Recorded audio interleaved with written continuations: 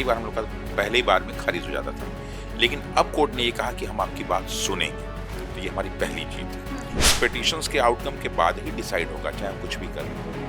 और हमें विश्वास है कि इसमें हम जीतेंगे। और जो सुप्रीम कोर्ट तैयार बैठा ही हुआ है। माननीय उच्चतम न्यायालय के चीफ जस्टिस साहब ने कहा कि सब जाइए पहले वहाँ पे, फिर आइए। हम तो बैठे ही हुए हैं। तो जी आपको ये तो मालूम है ना कि बीपीएससी रिजल्ट जारी करने की पूरी तैयारी कर रहा है। हम तो चाह ही रहे हैं कि रिजल्ट जारी कर दें। लेकिन आप लोग गर्दनी बाग में हैं और वो गंगोत्री के पास है। तो मैंने आपको पहले भी कहा था कि गंगोत्री तो गर्दनी बाग ही है। छोटे भाई ने ऐसा लगता है कि बड़े भाई को कहाँ मिलने गए। मेदांता में एडमिट थे, वहाँ भी गुरुजी आप नहीं गए। फिर उन्होंने यहाँ पर सत्याग्रह पार्ट 2 की शुरुआत कर दी और यहाँ पर भी।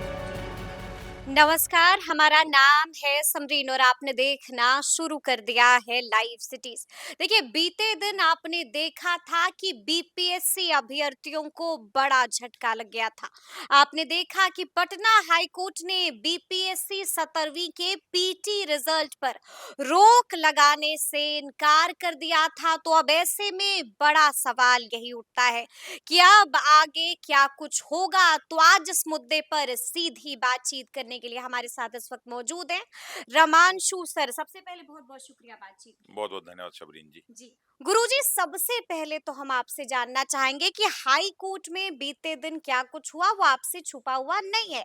हाई कोर्ट ने साफ साफ नो नो नो कह दिया, साफ साफ कह दिया कि बीपीएससी 17वीं के पीटी रिजल्ट पर रोक हम नहीं लगाने जा रहे। इसको कैसे देखते हैं? उन्होंने ऐसा कोई भी शब्द यूज नहीं किया। जी उन्होंने कहा कि अभी हम आपको इंटरिम रिलीफ नहीं देंगे। हम्म तो इंटरिम लगा ना नहीं, झटका। नहीं झटका लगा। पहले सारी चीजों को मैं क्लियर कर देता हूँ हम्म कि जो मेन तीन इश्यूज डाले गए थे उसमें, कि प्री को कैंसिल किया जाए, दूसरा रिजल्ट पब्लिश ना किया जाए, और तीसरा था कि न्यू प्री प्री कंडक्ट किया जाए, प्री का एग्जाम कंडक्ट किया। ये तीन मेन इश्यूज थे उसमें। हम्म तो उसमें सारे आपस में डिस्कशन हुए, सब लोगों ने अपने अपने पक्ष रखे।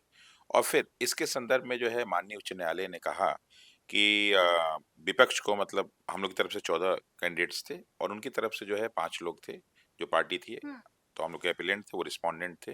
तो उन रिस्पोंडेंट से कहा गया कि आप अपना जो है पैरा बाई पैरा इसका जो आंसर है, काउंटर जो है, उसको फाइल कीजिए आप। और उसका टाइम उन्होंने 30 तक दिया है। 30 तक, मैंने उससे पहले भी कर सकते हैं। हम्म अच्छा, इसकी में हमारे जो पीके शाही जी थे और ललित किशोर जी थे, उन्होंने कहा कि इस पे और भी मैटर उनको क्लब किया जाए।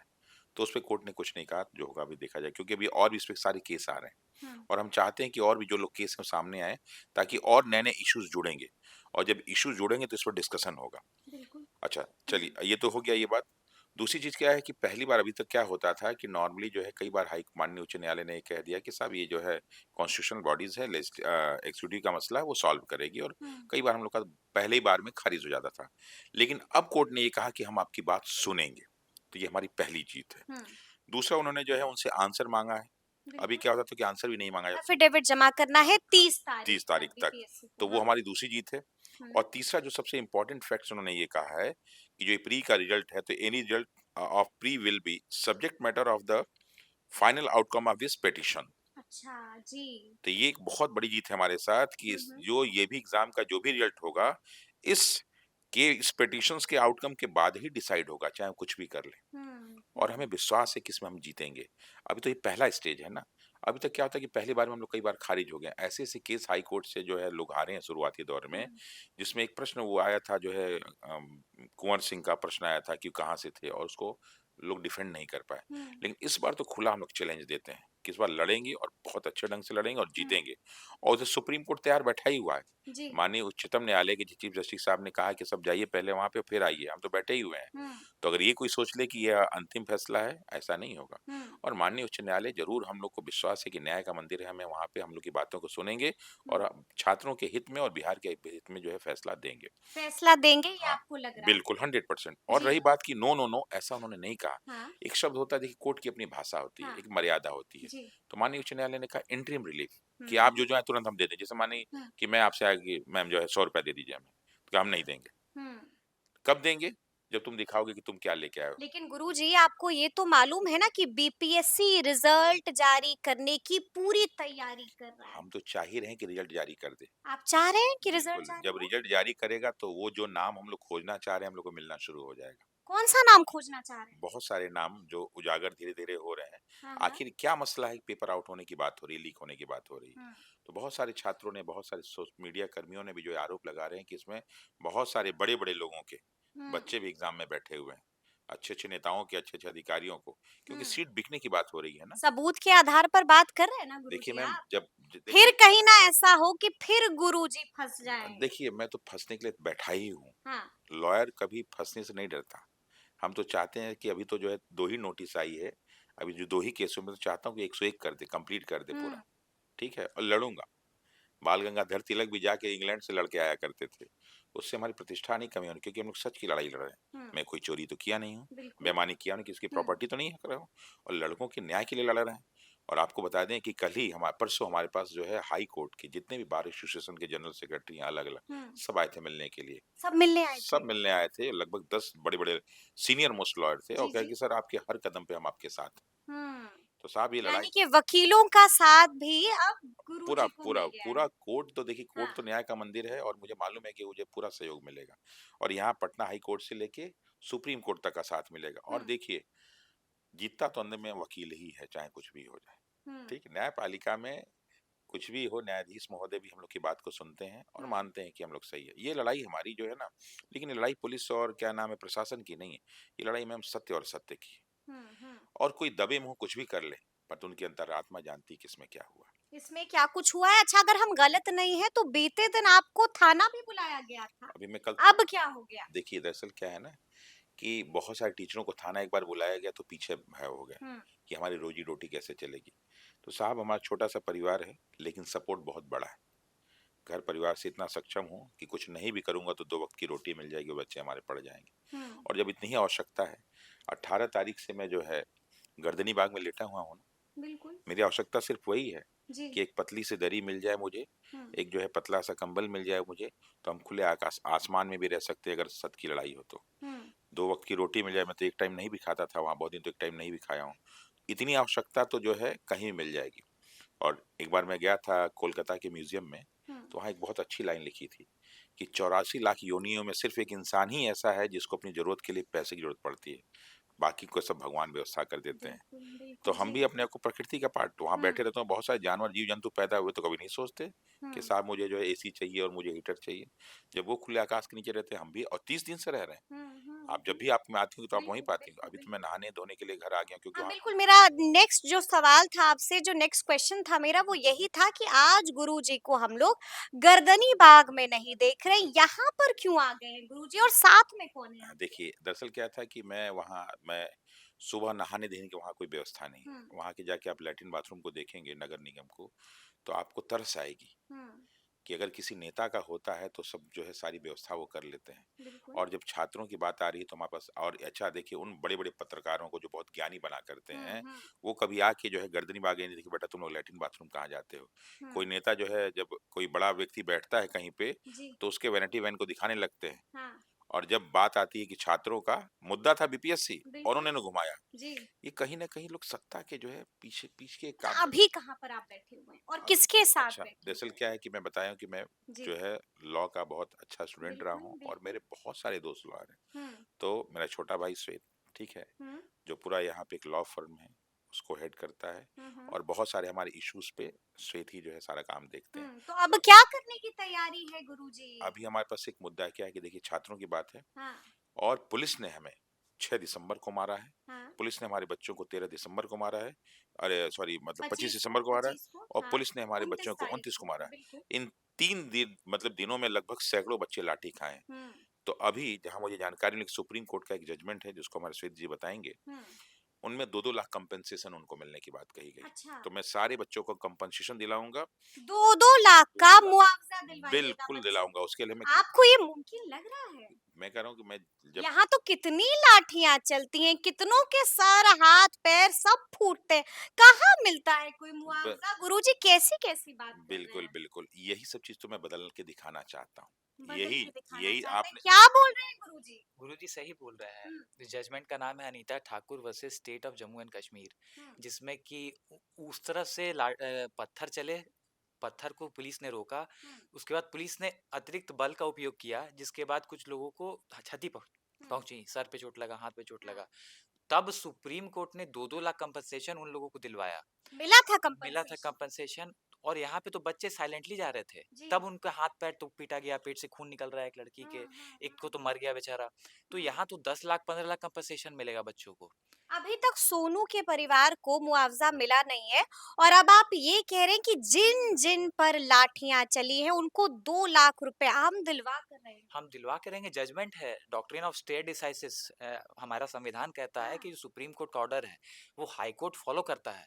तो हाई कोर्ट पे हम लोग यहाँ जब याचिका दर्ज करेंगे तो 100,000 जितने भी बच्चे पिटाए हैं, वीडियोग्राफिक एविडेंस है हमारे पास, उनको कंपनसेशन मिलेगा। सबूत इकट्ठा हो गया हाँ, है। सबूत इकट्ठा हो गया है।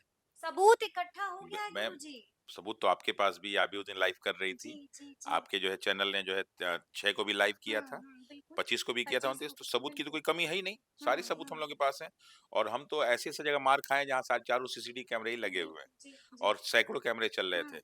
लेकिन इसके साथ साथ वो सारे के सारे पुलिसकर्मी, वो सारे के सारे पुलिस अधिकारी जो दोषी हैं, उन सबको जेल के अंदर करवाएंगे।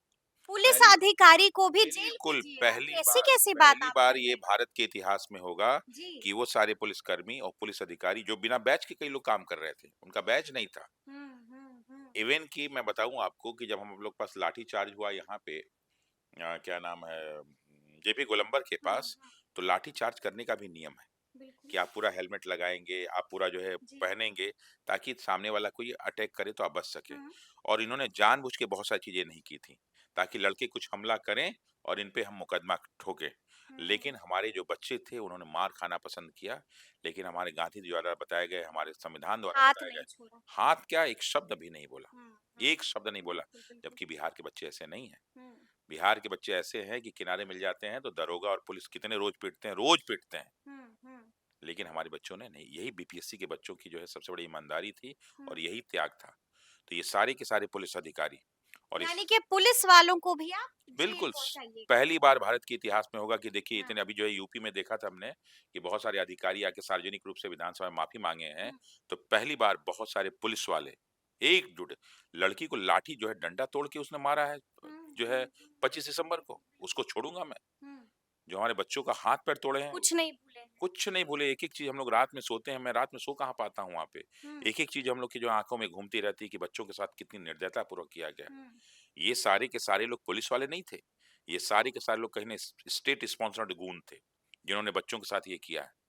इन सभी लोगों को देखेंगे कि बिहार भारत के इतिहास में पहली बार ऐसा होगा कि इतने सारे पुलिस अधिकारी और कर्मचारी जेल के, भाई एक जो जेल है, के एक भीतर डीएसपी जो है, जाएंगे। एक डीएसपी जो है माँ बहन की गाली देती है बच्चों को, माँ बहन की गाली दे रही थी वो, और आती आके हमको समझाती है। ठीक है, तो सबका सारा हम लोग लिस्ट बना रखे हैं ठीक और है। सबके खिलाफ हम लोग हाई कोर्ट में जाएंगे, सबके खिलाफ सुप्रीम कोर्ट में जाएंगे। 2 लाख तो मिनिमम है मैम, 2 लाख मिनिमम है। इस कंपनसेशन को हम लोग कहाँ तक लेके जाएंगे ना, उसका कोई ठिकाना नहीं है। उसका कोई ठिकाना नहीं है, लेकिन ऐसा लगता है गुरुजी कि आप बड़े भाई से बहुत मुतासिर हैं। अगर आपने सुना होगा तो बीते दिन प्रशांत किशोर ने भी कुछ ऐसा ही कहा था। देखिए जो हमारे बड़े भाई आप हाँ। प्रशांत किशोर जी की बात कर रहे हैं, देखिए लड़ाई तो हम लोग की सेम है। हम्म। वो बाद में आए, वो अलग तरीके से लड़ लेकिन रहे अब तो आमरन अनशन भी तोड़ हैं। दिया बिल्कुल, है। वो इस अलग। पर आपकी राय क्या है? देखिए, आमरण अनशन उनका स्वयं का निर्णय था, उनकी जी पार्टी का, जी। क्योंकि हम हाँ। तो किसी पार्टी के प्रवक्ता है नहीं। हम्म उनका स्वयं का निर्णय था तोड़ना भी और उनका जो है शुरू करना भी। हम्म ठीक है, आमरण अनशन आपको बता दूं वैसे कि एक प्रकार का त्याग होता है, हम्म जो शरीर की अशुद्धियां होती हैं वो दूर हो जाती हैं उससे। इसलिए महात्मा गांधी अक्सर ये किया करते थे। हम्म इसलिए उनमें उतना तेज और उतना आत्मबल आया कि जो है, जैसे आप देखती होंगी कि हम लोग के हिंदू धर्म में जो लोग व्रत रहते हैं, हम्म इस्लाम में चले तो लोग रोजे रहते हैं 30 दिन। हम्म। जो व्यक्ति दिन भर खाने वाला है वो भी सुबह से लेकर शाम तक थूक भी नहीं घोटता है। बिल्कुल जी। आखिर ये सब क्यों रखा गया है? इसलिए रखा गया था हम अपनी आत्मशुद्धि कर सकें। हम्म और फिर अंत में देखते हैं कि अपनी कमाई का एक हिस्सा लोग दान करते हैं, आपके यहाँ जैसे जकात के रूप में लोग करते हैं, हम लोग के यहाँ दान करते हैं। तो ये सब इसलिए बनाया गया ताकि अशुद्धियों को दूर करें और हमारे पास आत्मबल आ सके, ताकि हम सच्चाई की लड़ाई लड़ सकें। तो उन्होंने आमरण अनशन किया। हम्म। आमरण अनशन से अब तो खोल दिया। फिर उन्होंने खोल दिया, फिर हाँ। गंगा किनारे बैठे हुए हैं और जी। अपनी बात को, वो भी सत्याग्रह, हाँ। हम लोग का पहले सत्याग्रह था, अब वो जी। सत्याग्रह वही चला रहे हैं। हाँ। लक्ष्य तो सेम है। लेकिन आप लोग गर्दनी बाग में हैं और वो गंगा नदी के पास हैं। तो मैंने आपको पहले भी कहा था कि जी। गंगोत्री तो गर्दनी बाग ही है। अच्छा। गंगोत्री अगर गर्दनी लेकिन बाग। छोटे भाई ने ऐसा लगता है कि बड़े भाई को छोड़ दिया है, कहाँ मिलने गए?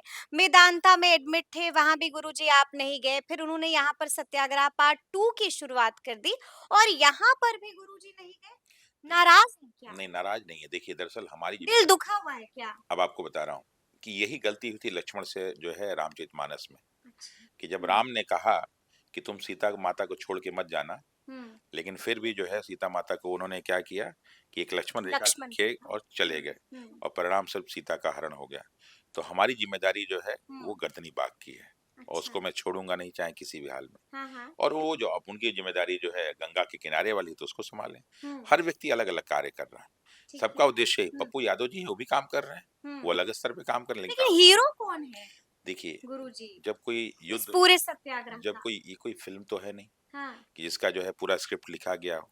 ये तो एक सत्य की जो है लड़ाई चल रही। सत्य के लिए आग्रह। हाँ, सत्य के लिए आग्रह चल रहा है, हम्म। तो इसमें कोई हीरो नहीं होता। अगर हम कहें कि हमारे स्वतंत्रता संग्राम का हीरो कौन था, हम्म। तो आप बाल गंगाधर तिलक को कहेंगी, कि जो है बापू को कहेंगी, कि भगत सिंह को कहेंगी, हम्म। चंद्रशेखर आजाद को कहेंगी, मंगल पांडे को, किसको कहेंगी आप? बिल्कुल। इस देखिए, जब सत्य की लड़ाई होती है, कोई हीरो नहीं होता। हर हम्म। व्यक्ति हम्म। जो इसमें अपना आहुति दे रहा है, बलिदान दे रहा है, सब हीरो हैं। चलिए एक आखिरी सवाल है, री एग्जाम होगा या नहीं होगा? एकदम स्पष्ट जवाब चाहते हैं। 1001% होगा। अभी भी आप कह रहे हैं कि री एग्जाम अभी भी नहीं, होगा? मैं शुरू से लेके अंत तक कह रहा हूँ, हम्म। और ये मेरा आत्मबल है, और मुझे विश्वास है कि होगा तो होगा, हम्म। चाहे जहां से होगा। लेकिन सिर्फ उसी से नहीं, हम्म। इस बार बहुत सारी चीजें और भी होंगी, और भी होंगी। क्योंकि जो जो चीजें बढ़ती जाती हैं, हाँ हाँ। तो सारी चीजें खुलती जाती हैं। और हमें खुशी इस बात की है कि माननीय उच्च न्यायालय ने इतना डिस्कशन किया, अभी और डिस्कशन होगा, हम्म। सारे पाप सामने आएंगे, जी। कोई बचेगा नहीं। यानी कि आगे आगे बहुत कुछ होगा, तो चलिए अब देखना होगा कि वाकई में क्या कुछ होता है। तो फिर ये पूरी बातचीत आपको कैसी लगी है, कमेंट करके हमें जरूर बताइएगा। तो ऐसे तमाम अपडेट्स के लिए बिल्कुल ऐसे ही हमारे साथ बने रहिएगा और देखते रहिएगा लाइव सिटीज। बहुत शुक्रिया।